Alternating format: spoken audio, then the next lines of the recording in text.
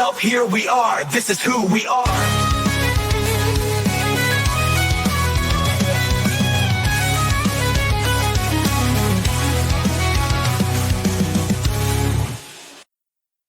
I'll tell you what, Randy, who is a patron of ours, who suggested this song, he actually kind of likes us. So that makes me feel good, Ryan. It makes me feel great. What are you talking about? What?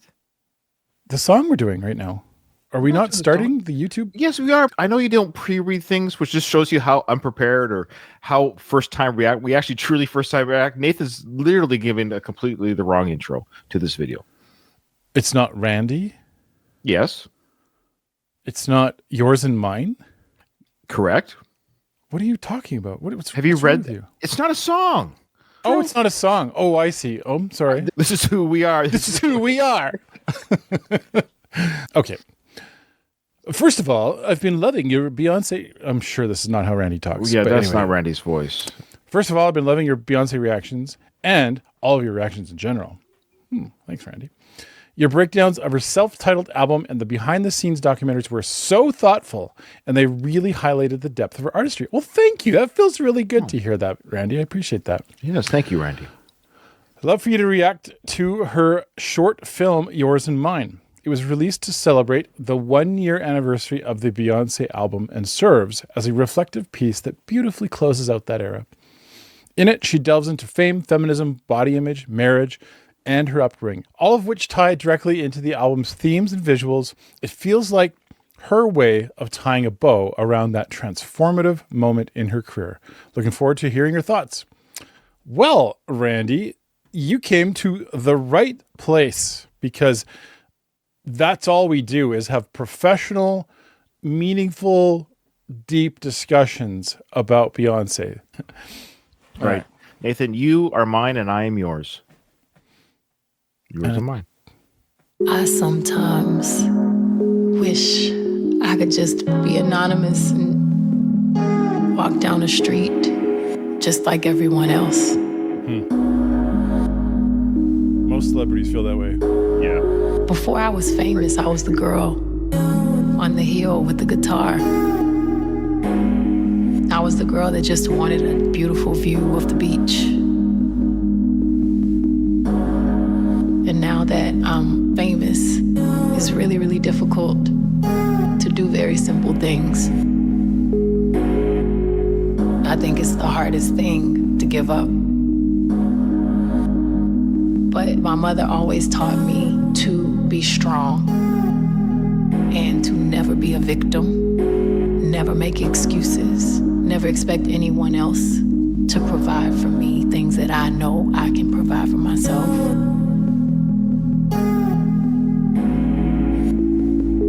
I have dreams, and I feel like I have a power to actually make those dreams become a reality.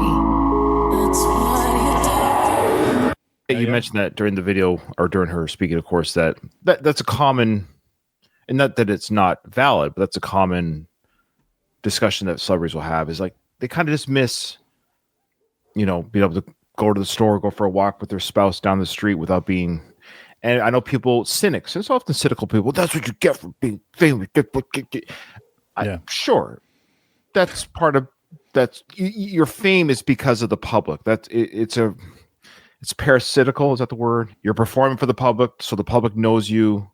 Thus, when you're out in public, the public knows you, but you're not on stage. It's weird that we couldn't somehow form a world where the common courtesy of it just would be like, oh, I recognize you. That's cool. Go about your day type thing. It's hard to explain what I'm trying to say, but like the idea that you should still pay somebody what they're worth. So if a celebrity is popular because people want to go see them in concert or see their movie or buy their book or whatever it is, that's great. Fantastic. They have a fan base, but too bad that same author or movie star or singer can't just go buy a bag of groceries. If they want the exponential money, because they're a commodity, right? Their demand is extremely high.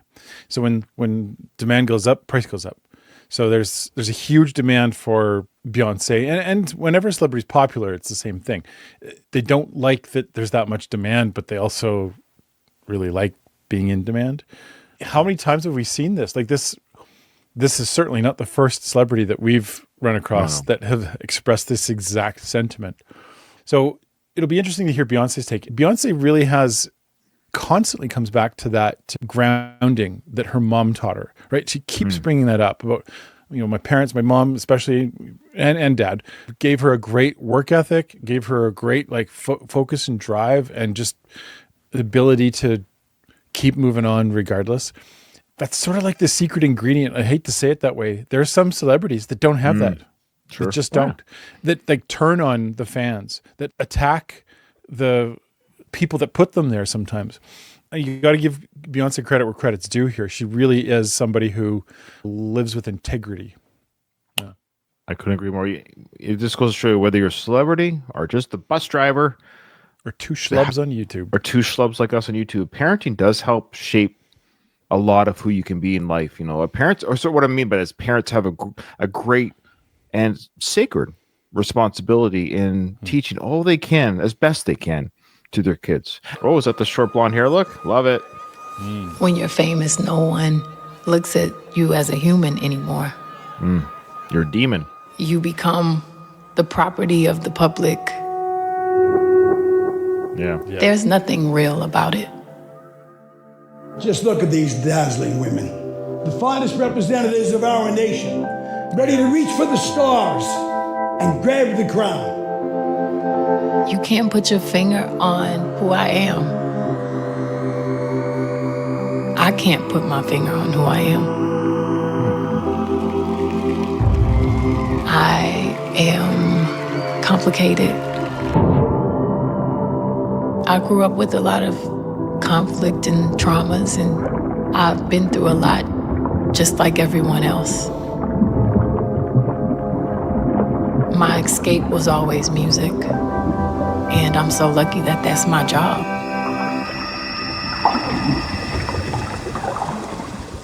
But if I accomplished all of these things and had no one to share with, it would be worth nothing. And that's the crazy thing about art. It's not about fame or money. But we've said it before, like regarding Beyonce and our journey with her career. We've stated that if nobody showed up beyond our Patreon paywall for early releases, or patrons giving us these requests, or people commenting and joining us on YouTube, if nobody showed up, if it's like one person, two people, it's, even though we could say the same words, it's more engaging with an audience. Of course it's more engaging with an audience. If she performed in front of an empty arena, it's not that her art or this is speaking for every singer, band, movie star. If nobody shows up to your film, you can't keep making films, because it's like there's no one here. What's the point of this? And I love how she says, when I do have struggles, and when I have, just like everyone else, she just goes, I'm human, just like everyone else. When I have hard times, when I need a process, I use my music to get me through those things. And thank goodness, it's my job. I'm lucky. My job is the very thing that helps me get through the tough things in life. And the tough things in life can sometimes come from my job. So it's just, In a strange way, we experience just a fraction of what that's like. Just a tiny little piece of that. And I'll use Beyonce as a good example. When we get to do artists that are popular and people want to hear what we have to say about it, it feels so much better to have, and it doesn't even have to be that big of an audience, but it feels great to know that there's actually a handful of people that want to hear what we have to say. And that just makes it way easier. Whenever we do artists or songs where there's one person or there's no one. No one. We've had that. This is not a slight on anyone else's ability. This is just the reality or their talent, or a patron sometimes it can be tough for us to not perform, but for us to have engaging discussion when we kind of know no one's going to listen to that discussion. We'll have more live viewers with us right now on Patreon than some of our videos have views on YouTube. Yeah. To put that in context. Yeah. You know, you need something real in order for any of this stuff to matter. Cool effect. Yeah.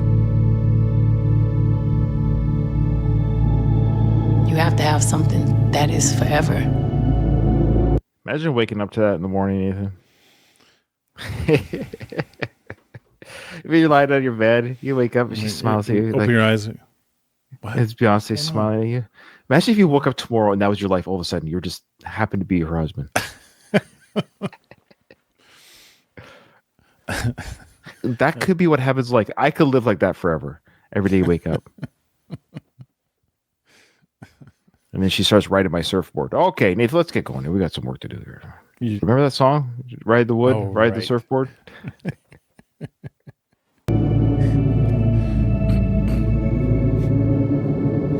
Something that's invisible.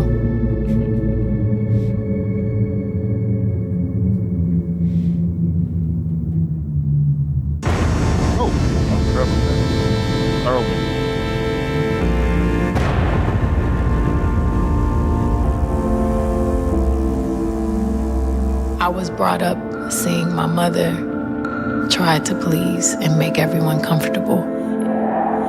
And I always felt like it was my job to fix the problem. People pleaser. But I'm no longer afraid of conflict. And I don't think conflict is a bad thing.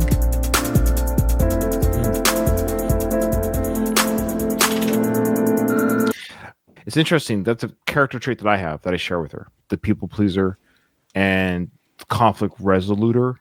In my family growing up, when there was conflict and when there was contention, I would offer myself up as a sacrificial lamb to keep the peace. So, for example, I had 3 brothers, were boys, a little bit destructive behavior, got into trouble, mischief. And my 3 brothers and I would be lined up against the wall and we'd be beaten with the bat. No, I'm sorry. We'd be lined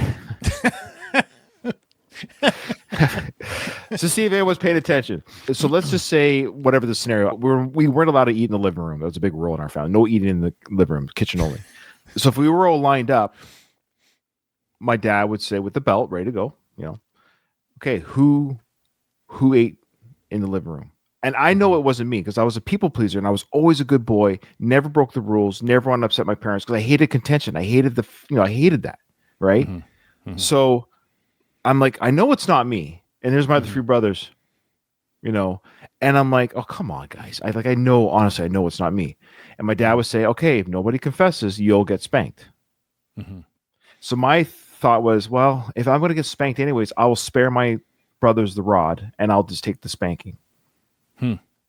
So I would do that. And my brother would have said, hey, thanks, man, for taking that for me.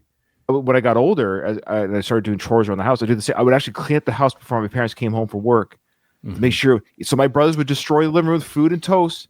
But there's Ryan coming in. I remember because I remember like you would tell me your parents are coming home. And if we wanted to hang out, the house has to be spotless. So could you come over and help me clean the house before my parents get home so we can hang out? It's not a criticism on them or it's not a praise on me, but just it reminded me when she said that the people pleaser contention. But then she said she's learned to embrace conflict, to learn from it and to grow from it. And I've always been afraid of.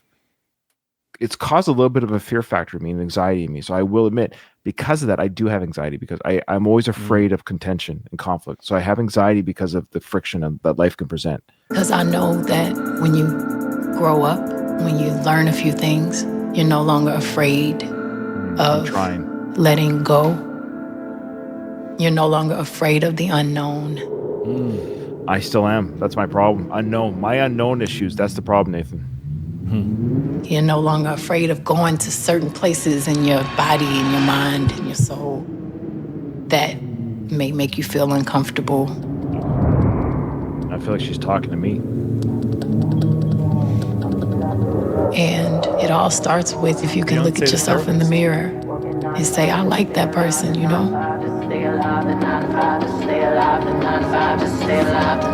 If I hadn't gone through, some of the painful experiences in my life, I would not be me. That's true. Yeah, we're all that way for sure. What she's saying here is speaking directly to my experience with Beyonce. What I've gleaned from being part of this community, being able to react and respond to her music, there's a Beyonce effect that happens. And it's the feeling more just like confident. And seeing her confidence, it's really easy. Even for me, a schlub like me, I look at this and I'm like, I can be more confident in my body. And I can be more confident in the things that get under my skin or the things that bother me. I can let some of that go. It really is a very strong effect. Keep preaching. I just want to say I echo Beyonce. I also can be confident in her body. Yeah, I agree. I knew that was coming, and that's what she said. There we go.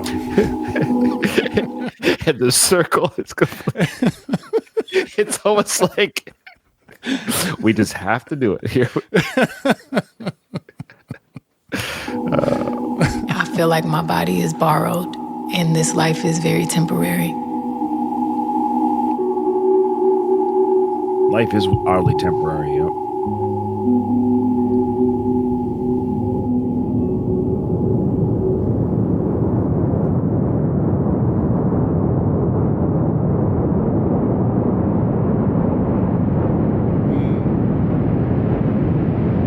Love waterfalls. I watched my friend's body deteriorate, and to see someone pass on so gracefully put everything into perspective. Do you know who that is? Yeah, who's she talking about? Yeah, let us know in the comments. Might be private matter, but yeah. We do not value ourselves enough. Especially young people don't really appreciate how brilliant our bodies are. I've always been very, very specific and very choosy about what I do with my body and who I want to share that with.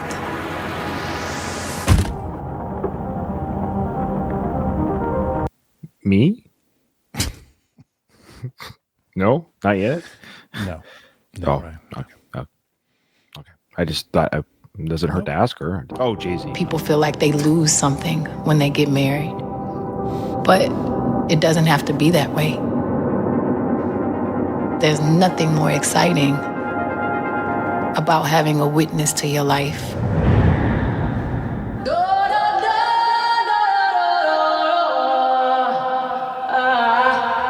This is the look you like when you mentioned I like the hair. I like the hair.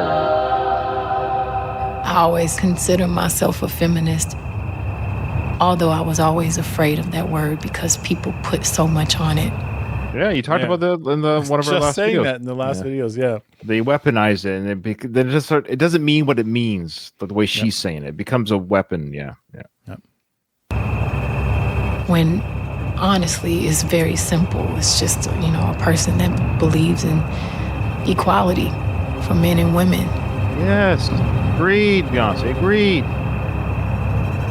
Men and women balance each other out, and we have to get to a point where we are comfortable with appreciating each other. I know she gave her support to Kamala in the last election. She's also very, not that liberalism or Democrats aren't conservative or don't have conservative ideals. Mm-hmm. I'm not. That's what I mean. That's what I'm saying. I'm not trying to talk politics. I'm just using the word conservative for what it means. I think she has a lot of conservatism in her life. It feels that way. Yeah. And just, and a lot of liberalism. Yeah, that's right. It's not that she's anti-nuclear family, but you can tell that she's very pro. She talks about the balance of men and women. I mean, those are almost comments I can't believe you're like, I'm just saying, it doesn't matter where you sit on the fence, but she said it. She feels that. At least she did in 2014, 2015. She's saying she sees this balance between men and women. And she talks about equality is men and women are equal.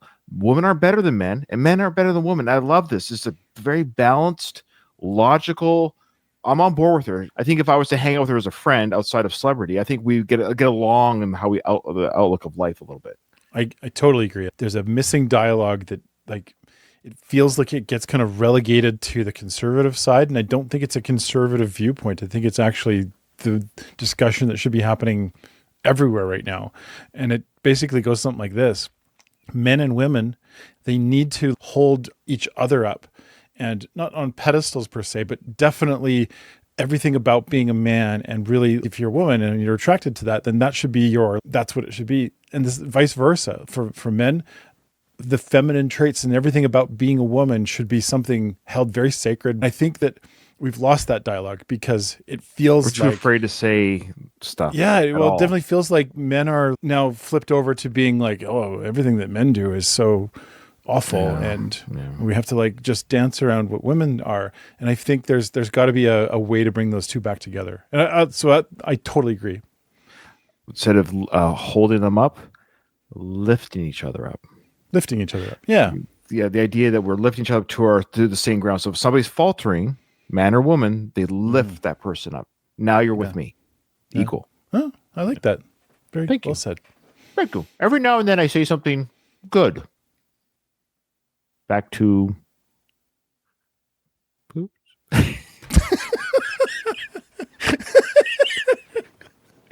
The pressures that they go through and the cultures that have been created, especially for African American men. I have the same empathy for women and the pressures we go through. The woman has to provide so many things for their children.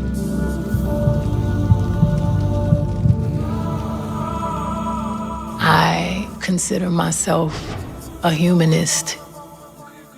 Yeah. That's probably why we've kind of grown naturally. We've already felt nothing she's saying is surprising. It's just eloquently put. She's just laying it out. But none of this is a revelation to me and you. Meaning, like, what? Yeah. And that just shows that you could tell she presents this way. So none of this is shocking. It's just well put. But I like how she's saying it though. I like, she now isn't, not that she was hiding, but it's no more innuendos in videos or songs or whatever she's saying here. She's just saying it, which I love.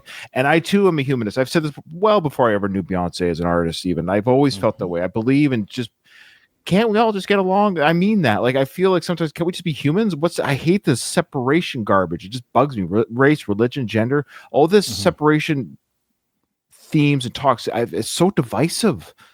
Like, instead of, I know it's corny, but instead of celebrating our differences or learning from what makes us different or learning how we have to say, oh, you're different. Thus, what you have to offer, I cannot or will not learn or be a part of. It's like, oh, and it causes friction and anger and bias. Yeah. Everybody's not good at everything. You know, it's okay to depend on someone.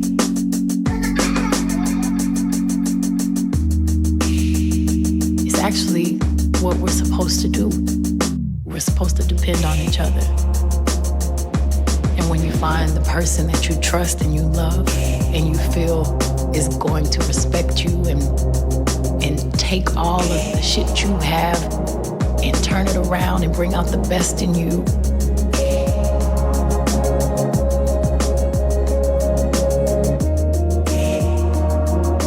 it feeds you. I love that. I said the first time we saw the video, why is the camera behind her? She's saying something that I could almost argue, maybe it's because it's been 9-10 years since this video that the narrative has even been stronger, but she's saying, like, it's good to depend on someone. It's a good thing. She's saying a lot of the messaging I'm hearing from her right now, it's almost like I dare somebody to tweet that. You know, I'd almost be scared of the responses, and good for her to say, and I agree with her. She's saying we're all not good at everything. Thus, because we're not, we none of us are good at everything. So that is a truth. And I think even people who would be anti her saying you must be dependent on someone, they'd be like, how dare she say that? I'm an independent woman or man. I don't need no man. You hear that, right? I don't need no whatever. Right. But what she said before is not everyone's good at everything. Thus, because that's the case, when you find somebody, okay, let me use Rocky. There's a great scene in the movie Rocky where Rocky's dating Adrian, and Adrian's brother is kind of not really crazy about Rocky dating Adrian. He's overly protective of his sister, and he kind of is demeaning to her. But he says to Rocky, because he thinks his sister's not a very good person to date, like he speaks down to her. It's not good. But he says to Rocky, I don't get it. What's the attraction? What do you see in my sister? And Rocky says, she's got gaps. I've got gaps. Together, we fill gaps. It's such a great metaphor of love. So I have flaws. She has flaws. Together, we fill those flaws. We lift each other up. But she said the dependent part would be kind of a triggering word for some people to hear, like, I don't have to depend on anyone. Yeah.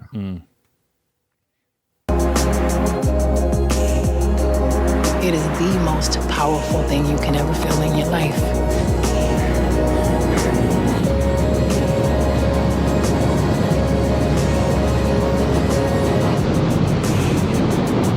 Happiness comes from you. No one else can make you happy.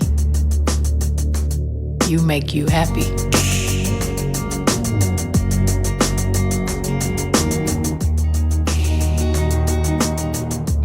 And one thing that's for sure, the love I have for music,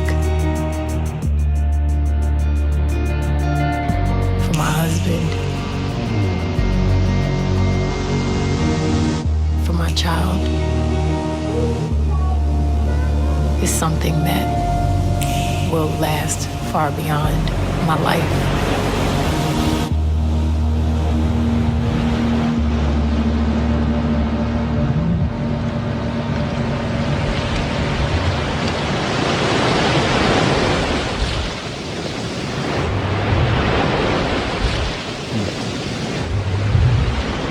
What's that?